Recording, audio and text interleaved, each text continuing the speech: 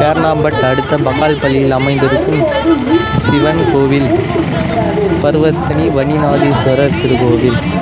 தொலைவானவானாகி மாறாது அருள் செய்பவன், தீராத காதலோடு திருவடியை தொழுபவர்க்கு திரவியமே தருகின்றவன், நீதாராள உள்ளமோடு தவக்கோலம் கொண்டு பெறும் தார்மீக பொருள் தந்தவன், தார்மீக பொருள் தந்தவன், ஆறுபடை வீடும் அருள் வழங்கும் முருகா அருகே நீ ஓடோடிவா, மூவிரண்டு முகம் ஜொலிக்க ஆறிரண்டு கரங்களுடன் ஆதரவு தரவோடிவா.